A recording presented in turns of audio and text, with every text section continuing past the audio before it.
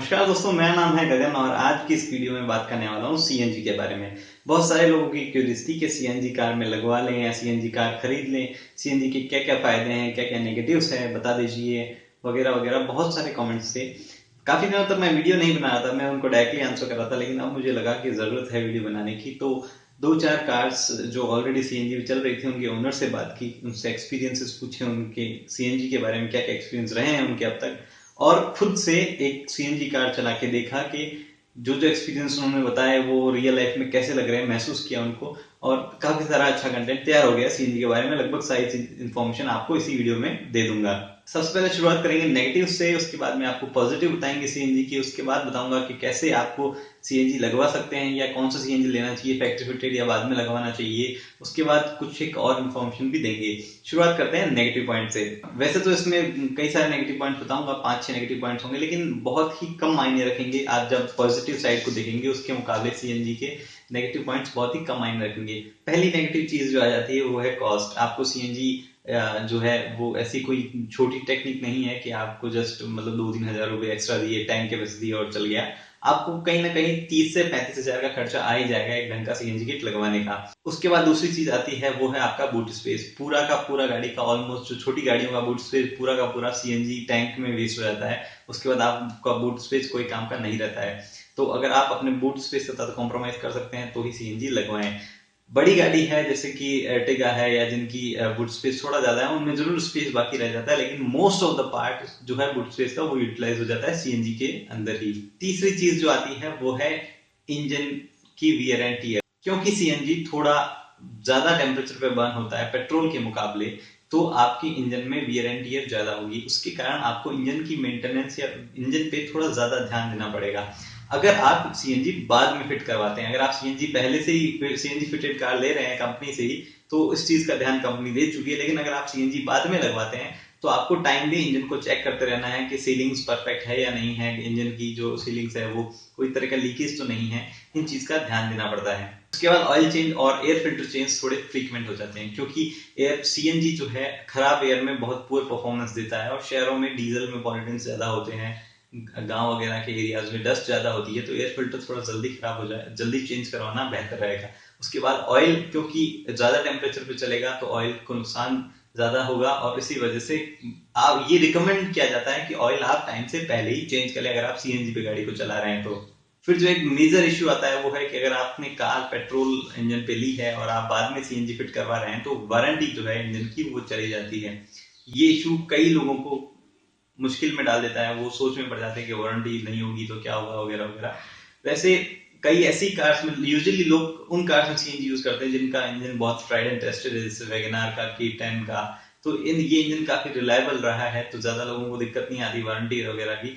नई कारें हैं जैसे कि टियागो है, टियागो का इंजन नया है अभी, तो पता नहीं रिलायबल कितना है या कितना नहीं है, तो उसमें सीएनजी यूज करने में आपको वारंटी लॉस करने में थोड़ा सा ज्यादा हिचकिचाहट हो सकती है। उसके बाद ही ऑयल और एयर फिल्टर के बाद में कूलेंट को भी आपको ज्यादा टॉप अप करना पड़ता है। ये बहुत ही छोटी छोटी चीजें हैं, बहुत सारे लोगों को इनसे मतलब भी नहीं होता होगा, लेकिन फिर भी बताना मेरा काम है, इसलिए मैं उनको इंक्लूड कर रहा हूँ। फिर सीएनजी का एक बड़ा नेगेटिव ये है कि फ्यू सिटीज में ही है, सिटीज में लिमिटेड है, ऊपर से उसका टैंक कैपेसिटी भी छोटी होगी। एक आपकी कार में मैक्सिमम आप 14 किलो का सीएनजी लगवा सकते हैं।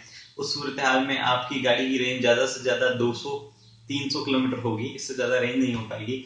तो थोड़ा विजिट्स जो है वो फ्रीक्वेंट हो जाएगी आप, लेकिन शहरों में क्योंकि बहुत सारे सीएनजी पंप्स अवेलेबल है तो शायद आपको ये चीज ज्यादा मैटर ना करे। एक चीज जो सभी लोग मान के चलेंगे वो ये कि सीएनजी के बाद आपकी गाड़ी की परफॉर्मेंस थोड़ी कम हो जाएगी, वो पैपीनेस नहीं रहेगी इंजन में, सीएनजी के कारण परफॉर्मेंस में ड्रॉप होता है। ये चीज फैक्ट है, इसमें कोई दो राय नहीं है। कई लोग बोलते हैं कि पता नहीं चल रहा है या ऐसा नहीं होता है, ऐसा नहीं है, सीएनजी के कारण परफॉर्मेंस ड्रॉप होगा। हालांकि अगर आप कीन ड्राइवर नहीं है, रेगुलर ड्राइवर नहीं है, तो शायद आपको पता भी ना चले, लेकिन परफॉर्मेंस थोड़ा सा ड्रॉप हो जाता है। उसके बाद चलते हैं पॉजिटिव्स की ओर। सीएनजी के पॉजिटिव्स इतने बड़े हैं कि बाकी सारे नेगेटिव्स के बीच में छुप जाते हैं।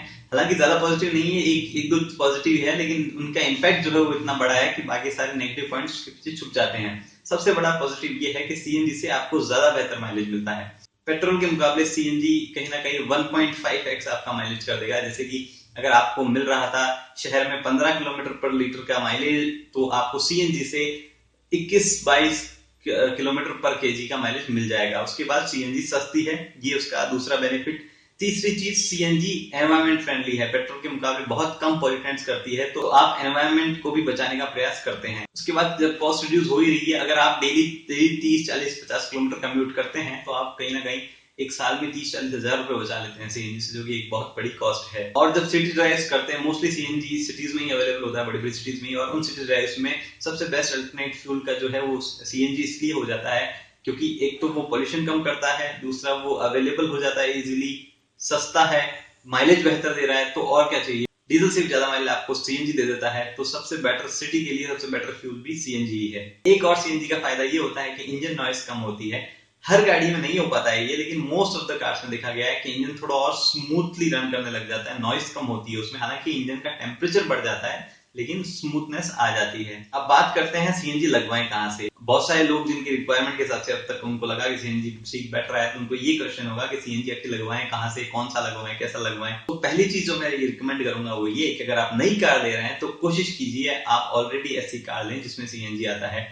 मारुति और टाटा दो ही कंपनियां अभी जो सीएनजी ऑलरेडी फिट करके कारों में दे रही है। बहुत मारुति के तो बहुत सारे वर्जन सीएनजी पे आ रहे हैं, टाटा के भी कुछ एक वर्जन सीएनजी पे आ रहे हैं। लेकिन अगर आपकी कार ऐसी है जिसमें सीएनजी ऑलरेडी नहीं आ रहा है, अगर आपको बाद में फिट करवाना है, तो कोशिश कीजिए कि सीक्वेंशियल सीएनजी किट ही लगवाएं, जो कि बेस्ट होता है। सीक्वेंशियल सीएनजी किट बाकी सीएनजी किट्स होते हैं जैसे कि close loop, open loop CNG kits हैं, उनसे काफी बेहतर होता है, तो आप सीक्वेंशियली लगवाएं। एक बार थोड़े पैसे ज्यादा लगेंगे, लेकिन वो चीज बाद में आपके लिए हेडेक नहीं बनेगी।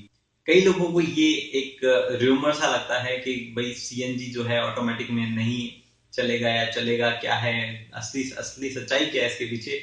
तो मैं आपको बता दूं, ऑटोमेटिक गियर बॉक्स और मैनुअल गियर बॉक्स दोनों में सीएनजी आराम से काम कर जाता है, चाहे वो सीवीटी हो, चाहे वो ऑटोमेटिक एएमटी हो, चाहे वो ड्यूल क्लच ऑटोमेटिक हो, डीएसजी हो, जो भी हो, किसी भी तरह के गियर बॉक्स से सीएनजी का फर्क नहीं पड़ता है। आपका पेट्रोल इंजन है तो आप सीएनजी लगवाइए, कोई दिक्कत नहीं, चला सकते हैं। लेकिन क्योंकि सीएनजी में टॉर्क और पावर का लॉस होता है, तो हो सकता है आपको मैनुअल के मुकाबले ऑटोमेटिक में थोड़ा ज्यादा पावर लॉस लगे, थोड़ा ज्यादा फील हो। बाकी ऐसा कुछ ज्यादा फर्क नहीं पड़ने वाला है, आप यूज कर सकते हैं। बट यहाँ एक चीज ध्यान दीजिए, कुछ कार्स ऐसी है जिनका वेट ज्यादा है और इंजन की पावर कम है, जैसे कि i20 जो है उसका वेट ऑलरेडी पेट्रोल में भी अंडर पावर से लगता है इंजन। अगर आप उसमें सीएनजी फिट करवाते हैं तो आपको ऐसा लगेगा कि कार एकदम बहुत मर सी गई है, चलने में मजा नहीं आ रहा है। तो कोशिश कीजिए कि ऐसी कारों में सीएनजी ना फिट करवाएं, या ऐसी कारों को यूज करते हो पेट्रोल भी गाड़ी में साथ ही रखे, तो कि आपको जब भी यूज करना हो पेट्रोल पे स्विच करें और उस हैसल से थोड़ा बच जाएं। अगर आप डेली 40-50 किलोमीटर ड्राइव करते हैं तो आपकी सीएनजी फिटिंग की कॉस्ट जो है वो लगभग आप एक साल में कवर कर लेंगे। तो उस सिचुएशन में आप सीएनजी लगवा लीजिए। लेकिन ध्यान दीजिए कि एक बार सीएनजी लगवाने के बाद आप अपनी गाड़ी को फिर वो बूट स्पेस यूज नहीं कर पाएंगे, तो वो लॉन्ग राइड्स वगैरह शायद आप अपनी गाड़ी में नहीं कर पाए। लेकिन जो कॉस्ट आप बचाएंगे उसके मुकाबले मुझे लगता है सीएनजी वर्थ इट है। फिलहाल के लिए इस वीडियो में इतना ही। अगर आपको वीडियो पसंद है तो लाइक कर दीजिए, अगर आप चैनल पर नए हैं तो सब्सक्राइब कर लीजिए। मैं आपके लिए डेली ऐसी नई वीडियोस लाता रहूंगा। तब तक के लिए धन्यवाद।